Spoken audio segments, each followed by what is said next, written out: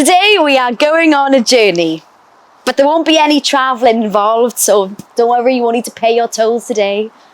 Just take a moment to take in your surroundings. Look. Listen. This may be a walk that some of you do every single day. Those who I see passing by with dogs or prams, or loved ones, or alone. Or perhaps this is your first time. A summer whim, an idle wonder, what lies at the end of this old pathway? Gaze about you.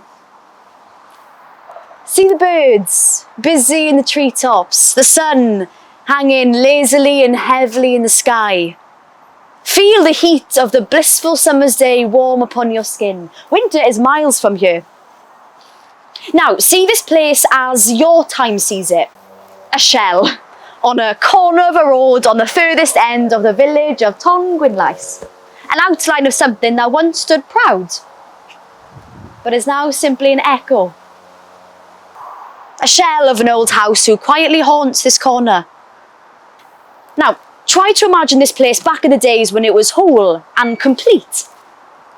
Allow the footprint of what once was a tall house to become a tall house once more. Imagine the walls returning, rising, whitewashed and gleaming in the summer sunshine. Imagine the stones from the river clambering from their beds, reassembling, forming walls.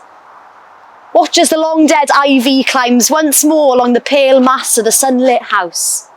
Walls who overhead sprout slates and beams that reach across, holding hands high above us. As the roof forms, the light of the day recedes quietly into the background. A roof that protects us from the elements, the wind of this crossroads, the rain, the snow. As the roof settles and the walls find their feet, rooms slowly return, reshape, redefine. Forgotten ornaments and long burnt candles find their former sitting places once more. Rugs return to the floor, furniture slides back into the corners where they always were. And bit by bit, with words and our imagination, we can leave the day behind. Peek into the past. A tall house, long since collapsed, emerges from the remains of what it once was. A chimney sends a plume of smoke high enough for all to see from miles around. Smoke that rises from a fire that once more burns in this forgotten mossy hearth. Stew cooks in a pot, the scent of coal flames and vegetables filling this room once more. And there, over there, a window looks out onto trees, to bushes, to hedgerows. Our imagination helping us row back through time to see what the past of my home was like.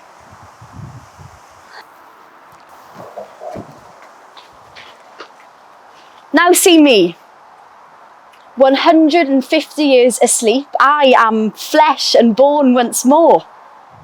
And I listen carefully while I busy myself about this old place, listening out for people out there, passing on the lane with places to go and people to see, and tolls to pay. Now, imagine these bygone people walking the path that brought you all here today. Perhaps they lived their lives and raised their families in the homes where you now reside. Picture their earthy clothing, their woolen shawls, their heavy jackets, cloth caps, hobnail boots. Hear their voices as they chat about business or laugh about the gossip of their day. These people who are now no more than the faintest of footprints. Like the leaves on the trees all around you, these people were once vibrant and alive.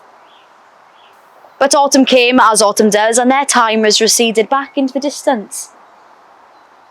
Imagine time reversed, and all you take for granted is the imaginings of those yet to be born.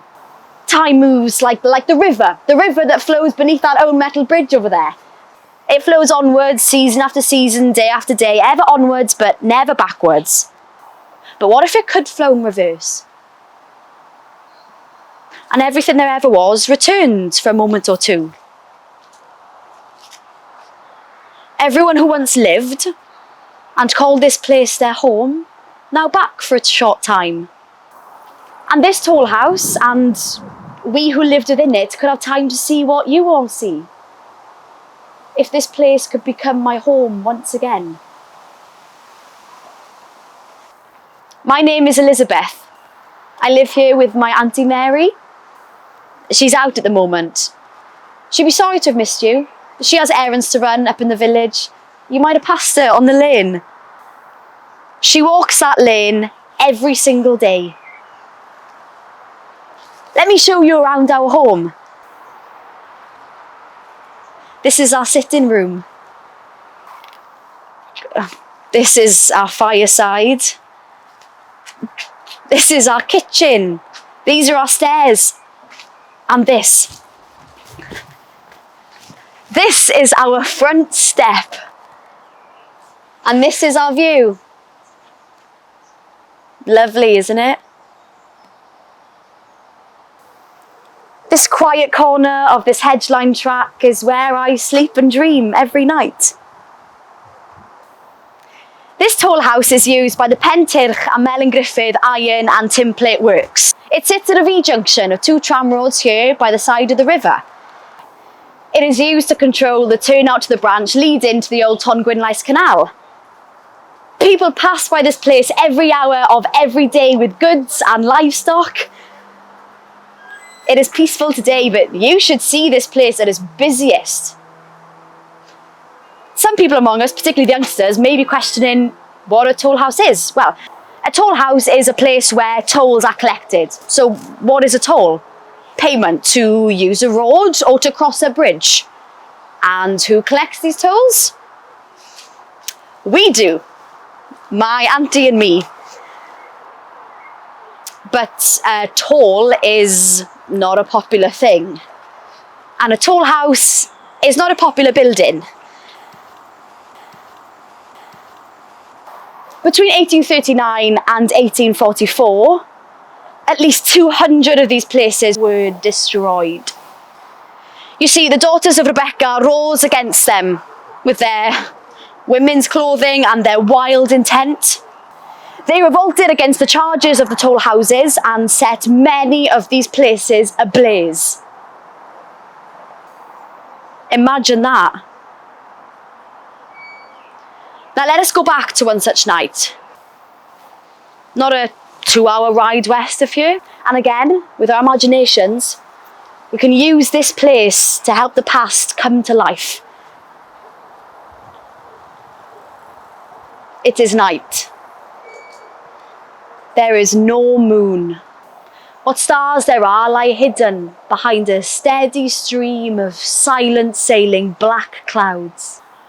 Owls hoot in the midnight woods and foxes bark cold in the thick, damp air.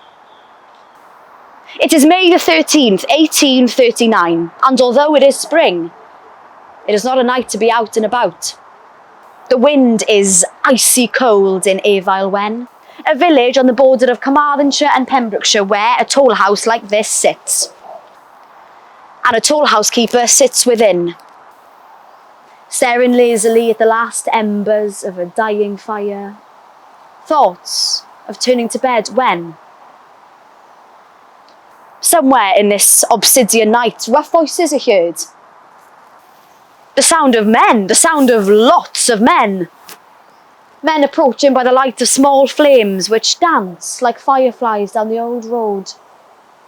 The tollhouse keeper stirs in his comfortable armchair, reaches for his woolen jacket and goes outside to investigate this oncoming nonsense. Who can this be at this time of night? He can hear them, he can, but he cannot see them. Not yet. Then, the men appear. But these men are in women's clothing. The tollhouse keeper laughs at the ridiculousness of this, but only for the merest moment. They are deadly serious. He sees that this is an old group of travelling performers. These men are armed, and they mean business. And soon, between the leader and their daughters, a dark little play begins as they pass judgment on the Tollhouse. The flames from their torches dance across the dark night air. The gate that crosses the road is destroyed. The Tollhouse is set alight. The Tollhouse keeper stumbles, terrified, and watches from the wet grass. While these daughters of Rebecca cheer as they watch the fire take hold before back into the night they go. And they ride away into history, leaving the Tollhouse to fall, as so many did, into disrepair. For many years, I watched this place fall the same way. Such a shame. But my Tollhouse has a new life now. Its walls are part formed, its floor secure. The briars and bushes that swallowed it have been tamed. It stands now as a reminder of those things people thought were lost. A home, a business, and lives were lived on this very spot for many years. People can sit and stop and do what you were doing. Imagine what this place once was, and what ghosts there are within. There are ghosts here. But don't worry, a ghost isn't something to be scared of. A ghost is just a reminder of things as they used to be. Thank you for listening to my story. Mind how you go.